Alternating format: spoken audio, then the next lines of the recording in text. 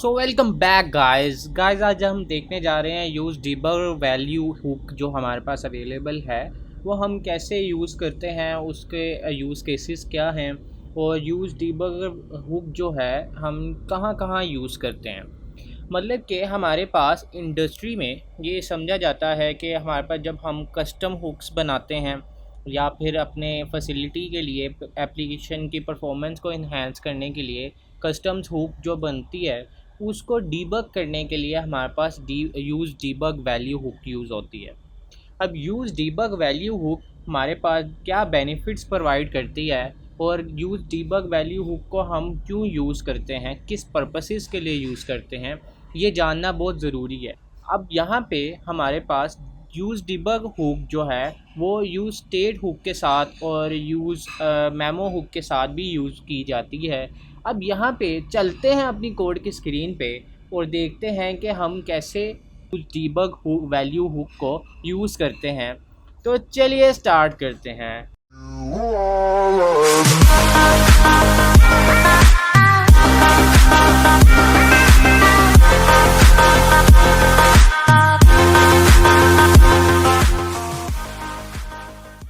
अब यहाँ पे हम कोड की स्क्रीन पे वापस आ गए हैं और कोड की स्क्रीन पे अब हम देखते हैं कि मैंने एक यूज़ डिबग वैल्यू के नाम से एक मैंने हुक बना दी है, एक फ़ाइल बनाया है, बेसिकली कंपोनेंट बनाया है मैंने, ताकि हम इस कोड को लेके चलें। अब यहाँ पे सबसे पहले ये बात समझने की ज़रूरत है कि डिबगिंग क्या होती है। जब भी आपने किसी भी एरर को फाइंड आउट करना होता है, जिस मेथड को आप यूज़ करते हो एरर को फाइंड आउट करने के लिए, उसे डीबगिंग मेथड कहा जाता है। और यूज़ डीबग वैल्यू जो हमारे पास अवेलेबल है, रिएक्ट जो हमें बिल्ट इन अभी नए फीचर्स में हमें दे रही है, उसमें हमारे पास ये ज़ाहिर है कि डीबग का कीवर्ड यूज़ हुआ है। तो डीबग के कीवर्ड का यही मीनिंग है कि आपने किसी भी कंपोनेंट को, किसी भी स्टेट को या फिर किसी भी कस्टम हुक को आपने जब डीबग करना होता है, कोई एरर फाइंड आउट करना होता है, तो आप यूज़ डीबग वैल्यू हुक को यूज़ करते हो। तो चलते हैं अब यहाँ पे कंपोनेंट बनाते हैं और यूज़ डीबग हुक को यूज़ करने का, यूटिलाइज़ करने का मेथड देखते हैं। अब यहाँ पे सबसे पहले यूज़ डीबग हुक हमें क्या प्रोवाइड करता है और उसका क्या सिंटैक्स होता है, तो उसको चल के एक दफ़ा देखते हैं ब्राउज़र स्क्रीन पे और इसको ब्रीफली एक दफ़ा देखते हैं कि यूज़ डीबग हुक किस किस मेथड के लिए, किस किस पर्पसेस के लिए यूज़ होती है। अब यहाँ पे देखा जाए तो हमारे पास यहाँ पे क्लियरली मेंशन है कि हमारे पास यूज़ डीबग वैल्यू हुक जो है वो एज अ लेबल यूज़ होती है, किसके लिए, हमारे पास कस्टम हुक जो हमारे पास रिएक्ट डेव टूल्स में अवेलेबल होता है। रिएक्ट डेव टूल क्या है मैं आपको बताता हूँ। डेव टूल हमारे पास क्या हमें फैसिलिटी प्रोवाइड करता है। हम गूगल पे जाते हैं और रिएक्ट डेव टूल के नाम से हमारे पास एक एक्सटेंशन अवेलेबल होती है। हम उस एक्सटेंशन को क्रोम में ऐड करते हैं, जिससे हम सारी अपने देख सकते हैं कि हमारे पास कंपोनेंट कौन कौन से हमने यूज़ किए हैं अपनी वेब की एप्लीकेशन में, हमारा प्रोफाइलर क्या है। इसको एक दफ़ा गो थ्रू मैं ज़रूर करवाऊंगा। इसको सिर्फ हमने ऐड करना है अपने क्रोम की स्क्रीन पे, तो हम यहाँ पे देख लेंगे कि हमारे पास रिएक्ट डेव टूल हमें ऐड हो गया है। और अब यहाँ पे यूज़ डीबग वैल्यू हुक को हम एक दफ़ा देखते हैं इसका सिंटैक्स क्या होता है। यूज़ डीबग वैल्यू हुक का एक सिंटैक्स होता है कि सबसे पहले उसको वैल्यू दी जाती है और फॉर्मेट बताया जाता है किस फॉर्मेट में उस वैल्यू को हमने डिस्प्ले करवाना है।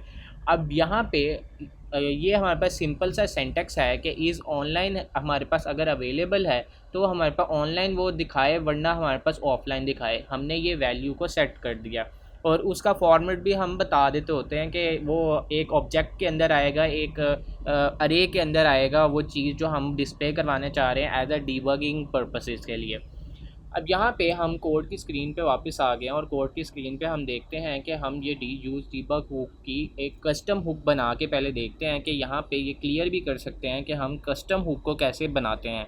लेट्स सपोज हम एक कस्टम हुक बनाते हैं और कस्टम हुक को बनाने के साथ साथ हम उसका नाम जो रखते हैं वो रखते हैं यूज़ ऑनलाइन स्टेटस हुक। जो हमने यहाँ पे देखते हैं कि लेट्स सपोज कोई मेरा कंपोनेंट है और मैं उस कंपोनेंट की स्टेट को देखना चाह रहा हूँ कि मेरे पास उस स्टेट में वो कंपोनेंट जो है वो ऑनलाइन है, अभी एक्टिवली मेरे वेब पेज पे अवेलेबल है कि नहीं है।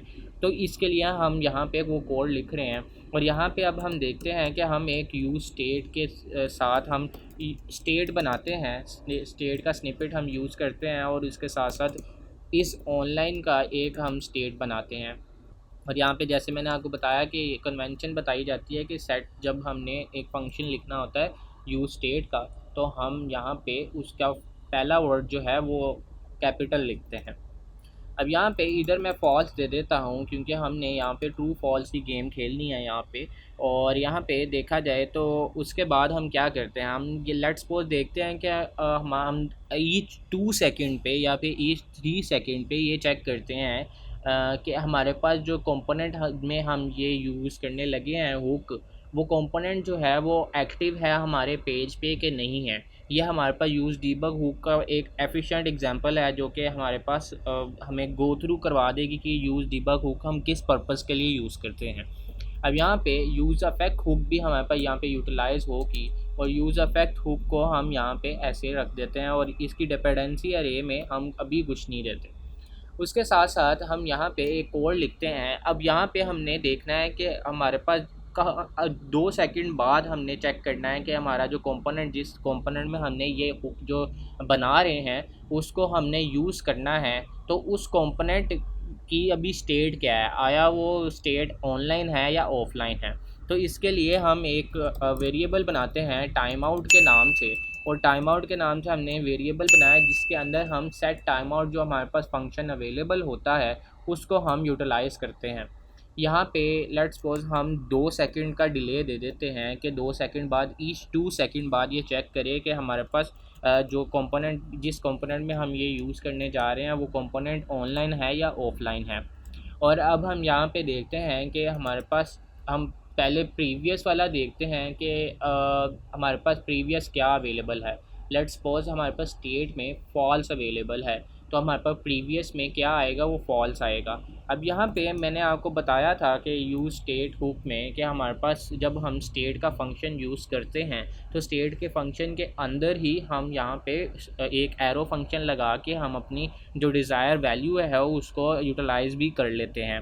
तो यहाँ पे हम प्रीवियस जो हमारे पास वैल्यू, यहाँ पे प्रीवियस क्या होगा, ये फॉल्स होगा, तो हम उसको क्या करेंगे, उसको चेंज करके हम यहाँ पे फॉल्स और ट्रू में चेंज कर देंगे एवरी 2 सेकंड बाद। और यहाँ पे हम क्या करेंगे, जैसे आपने पिछली वीडियो अगर देखी होगी तो आपका वो इल्म होगा कि हम यूज अफेक्ट में हम माउंटिंग और अनमाउंटिंग का कॉन्सेप्ट भी यूज़ करते हैं। तो हमारे पास रिटर्न हम करते हैं, रिटर्न का मतलब हम अनमाउंट करने जा रहे हैं। और क्लियर करते हैं, क्लियर किसको करते हैं, क्लियर इंटरवल को भी हम कर सकते हैं, लेकिन यहाँ पे हम क्योंकि टाइम आउट का फंक्शन यूज़ कर रहे हैं तो इसको हम क्लियर करते हैं। और इसके अंदर क्या चीज़ देंगे, हम यहाँ पे वो टाइम आउट देंगे जो हमने यहाँ पे वो बनाया है। हमने यहाँ पे एक कस्टम हुक को डिज़ाइन किया है और कस्टम हुक में हमने क्या चीज़ की है, सबसे पहले हमने स्टेट बनाई है, स्टेट में एक वेरिएबल रखा है, स्टेट का फंक्शन बनाया है, उसके साथ यूज़ अफेक्ट यूज़ किया है। यूज़ अफेक्ट की डिपेंडेंसी अरे में हम वो स्टेट का वेरिएबल दे देते हैं ताकि वो इस वेरिएबल पे यूज़ स्टेट डिपेंड हो जाए।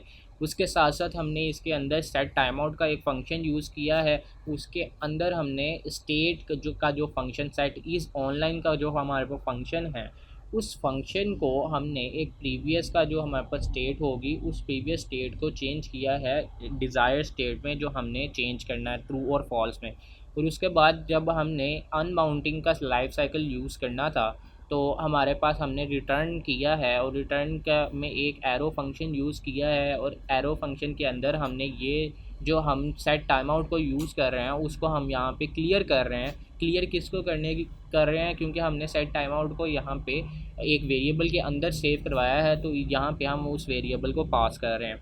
अब यहाँ पे हम क्या करते हैं, अब यहाँ पे हम ये चेक करते हैं कि यहाँ पे यूज़ डीबग वैल्यू हुक जो है उसको हम लेके आते हैं और इसको यूटिलाइज़ करते हैं। यहाँ पे वो क्लियरली मेंशन करता है यूज़ डीबग वैल्यू हुक जो है can be use to display a label for the custom hook in the React dev tool. We don't recommend adding debug value to every custom hook. It most valuable for the custom hooks that are part of shared libraries. इसका मतलब ये है कि आपने let's suppose मैंने ये जो अभी कस्टम हुक बना रहा हूँ, इस कस्टम हुक का बेसिकली पर्पस ये है कि मेरे पास कंपोनेंट का जो स्टेट है, कंपोनेंट लेट्स सपोज मेरे पास कोई भी कंपोनेंट है, यूज़ डीबग वैल्यू के नाम से मेरे पास एक कंपोनेंट है। ये हमारे पास हुक नहीं है, इसका यूज़ का यू मैंने बड़ा रखा हुआ है। इसका मतलब ये है कि ये हमारे पास एक कंपोनेंट है। जैसे हम पिछली अपने फ़ाइल्स का नेम भी रखते हैं, उसी तरह हमने यहाँ पे इस फ़ाइल का नेम भी रखा हुआ है। और इसके साथ साथ इसके अंदर अब मैं क्या दूँगा, इसके अंदर मैं इस वैल्यू जो हमारे पास हमने स्टेट बनाई है, उस स्टेट को हम देंगे। अगर तो ये स्टेट हमारे पास ट्रू हुई तो हमारे पास वो ऑनलाइन दिखा दे, और अगर तो ये फॉल्स हुई तो हमारे पास वो ऑफलाइन दिखा दे। ये हमारे पास यहाँ पे वो चीज़ हमें दिखाएगा ये, लेकिन ये जो चीज़ दिखेगी वो चीज़ हमें रिएक्ट डेव टूल के कंपोनेंट सेक्शन के अंदर दिखेगी। ये हमारे पास वेब में विजिबल नहीं होगी। तो हम यहाँ पे एक चीज़ जो हम कंपोनेंट रिटर्न भी करता है कुछ, या हुक रिटर्न भी करती है कुछ, तो हमारे पास हम रिटर्न कर देते हैं इस वैल्यू को। और यहाँ पे ये जो हमारे पास एक कंपोनेंट है, जो हमारे पास बेसिकली जिस कंपोनेंट को हम वेब पे यूज़ करेंगे, उस कंपोनेंट में हम एक वेरिएबल बनाते हैं। वेरिएबल का नाम लिख लेते हैं चेक ऑनलाइन के नाम से, कि हम ये चेक कर लें कि ये ऑनलाइन है कि नहीं है। उसके साथ साथ हम यहाँ पे क्या करते हैं, यूज़ ऑनलाइन स्टेटस हुक जो हमने ये ऊपर बनाई है, ये सारी जो हमने यूज़ स्टेटस हुक बनाई है, यहाँ पे मैं मेंशन भी कर देता हूँ, ये कस्टम हुक है। और यहाँ पे ये जो है ये हमारे पास कंपोनेंट है। और यहाँ पे फिर हम क्या करते हैं, यहाँ पे सिर्फ हम ये देखते हैं कि हमारे पास यूज़र जो है, यूज़र इज़ ऑनलाइन और नॉट। ये ऑनलाइन का स्टेटस कौन मेंशन कर रहा है, ये हमारे पास ये वाली हुक मेंशन कर रही है। चेक ऑनलाइन हमने यहाँ पे लिखना है, चेक ऑनलाइन हम यहाँ पे लिखते हैं और यहाँ पे चेक करते हैं कि अगर तो वो ऑनलाइन है तो यहाँ पे वो ट्रू फॉल्स वाले रिटर्न करेगा, बूलियन वैल्यू रिटर्न करेगा। तो अगर तो वो ट्रू हुआ तो हमारे पास ऑनलाइन आ जाना चाहिए, और अगर तो वो फॉल्स हुआ तो हमारे पास वो ऑफलाइन आ जाना चाहिए। अब यहाँ पे हम इस कोड को रन करते हैं और अब ब्राउज़र स्क्रीन पे जाके देखते हैं कि हमारे पास क्या चीज़ डिज़ायर्ड रिज़ल्ट आता है। यहाँ पे मैं ब्राउज़र स्क्रीन पे अपनी वापस आ गया हूँ। अब ब्राउज़र स्क्रीन पे देखा जाए कि हमारे पास ये ऑफलाइन दिखा रहा है, क्योंकि हमारे पास वो चेंज नहीं हो रहा। वो इसलिए चेंज नहीं हो रहा क्योंकि हमने अभी वो जो कोड है वो उसमें चेंजिंग का मेथड रखा ही नहीं है। यहाँ पे अब कंपोनेंट में जाया जाए और कंपोनेंट में ये चीज़ देखी जाए कि हमने यूज़ डीबग हुक में ये देखें हमारे पास ऑनलाइन स्टेटस जो है वो ऑफलाइन आ रहा है अभी। अब यहाँ पे देखा जाए कि हमने ऑनलाइन और ऑफलाइन यहाँ पे लिखा है, और यहाँ पे देखा जाए कि हमारे पास हमने कहा है कि 2 सेकंड बाद हमारे पास ये ऑफलाइन और ऑनलाइन चेंज हो, लेकिन हमने ये रिटर्न का जो हमने यूज़ करना था वो हमने नीचे यूज़ करना था। अब यहाँ पे ज़रा देखिएगा, यहाँ पे वो ऑनलाइन आ रहा है और यहाँ पे वो ऑफलाइन आ रहा है। ये हमारे पास डीबगिंग के लिए यूज़ किया जा रहा है। अब यहाँ पे हम यूज़ डीबग हुक को ज़रा हटा के देखते हैं कि हमारे पास जो कंपोनेंट सेक्शन है, कंपोनेंट सेक्शन किसका, हमने जो पहले एक्सटेंशन डाउनलोड की थी उस एक्सटेंशन का, ये जो हमने रिएक्ट डेव टूल के नाम से एक एक्सटेंशन डाउनलोड की थी, उस एक्सटेंशन की वजह से हमारे पास ये कंपोनेंट दिख रहा है। और ये कंपोनेंट मैंने कहाँ पे लोड किया हुआ है, ये कंपोनेंट मैंने अपनी app.js में लोड किया हुआ है। और ये हमारे पास 2 सेकंड बाद ये चेक कर रहा है कि ये ऑफलाइन है कि ऑनलाइन है। ऑनलाइन और ऑफलाइन का ये स्टेटस दिखा रहा है, ये कस्टम हुक जो हमने बनाई है। अब यहाँ पे देखा जाए कि हम लेट्स सपोज इस यूज़ डीबग वैल्यू को हटाते हैं तो हमारे पास क्या चेंज आता है। अब यहाँ पे ये देखा जाए तो हमारे पास हुक तो नज़र आ रही है, लेकिन हुक का स्टेटस यहाँ पे नहीं शो होगा, चाहे वो ऑफलाइन हो चाहे वो ऑनलाइन हो। तो हमारे पास वो जो डीबगिंग स्टेटस होता है जो हम इंडस्ट्री में यूज़ करते हैं कि हमने एक हुक यूज़ की है कस्टम हुक, तो वो बाकायदा सही यूज़ हो रही है कि गलत यूज़ हो रही है, तो इसको हम यहाँ पे चेक नहीं कर सकते without using use debug value hook. तो हम यूज़ डीबग वैल्यू हुक को अनकमेंट करते हैं, तो यहाँ पे चेंज देखिएगा कि हमारे पास यूज़ डीबग वैल्यू हुक को चेंज के अनकमेंट करने की वजह से ऑनलाइन स्टेटस जो है वो हमारे पास आ रहा है, और हमारे पास स्टेट और हमारे पास अफेक्ट भी यूज़ इफ़ेक्ट जो हमने यूज़ किया हुआ है वो वाला फंक्शन भी यहाँ पे दिखा। तो अब यहाँ पे कंक्लूजन पे चलते हैं कि जब भी हमने यूज़ अपनी कस्टम हुक में यूज़ डीबग वैल्यू हुक को यूज़ करें तो हमारे पास डीबगिंग मेथड जो है वो बहुत इजी हो जाता है, ताकि हमारे पास एप्लीकेशन को डीबग करना बहुत इजी हो जाए। और यूज़ डीबग हुक से हम बहुत सारी चीज़ें अचीव कर सकते हैं। ये एक स्लाइडली सा कोड था जो हमने अचीव किया। हम इसके साथ साथ ये भी देख सकते हैं कि हमारे पास जो डाटा एपीआई से आ रहा है वो कस्टम हुक में क्या आ रहा है और कब वो आ रहा है, वो डे हम टाइम भी नोट कर सकते हैं, ताकि हमारे पास ऐप की परफॉर्मेंस को हम अच्छा कर सकें। अब यहाँ पे इंडस्ट्री में ये उस सिनेरियोज़ में यूज़ होती है जिस सिनेरियोज़ में आपने कस्टम हुक को एक हायर स्टैंडर्ड पे यूज़ किया हो।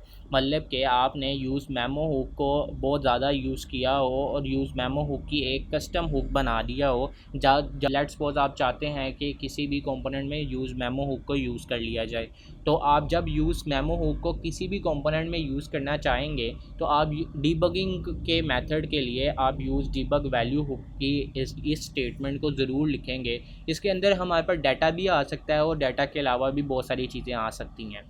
तो अगर आपके पास ये यूज़ डीबग वैल्यू हुक को यूटिलाइज़ किया जाता है तो आपकी ऐप की परफॉर्मेंस बहुत अच्छी चली जाती है और आपके पास डीबगिंग मेथड बहुत अच्छा होता है। आपको ये वीडियो अच्छी लगी हो तो काइंडली कमेंट और लाइक सब्सक्राइब कीजिएगा और मुझे कमेंट सेक्शन में ज़रूर ये बताइएगा कि यूज़ डीबग वैल्यू हुक को आपने कहाँ पे यूज़ किया है और हमारे पास do use debug value hook के और कौन से यूज़ केसेस आते हैं। तब तक के लिए अल्लाह हाफिज़, अगली वीडियो में मिलते हैं।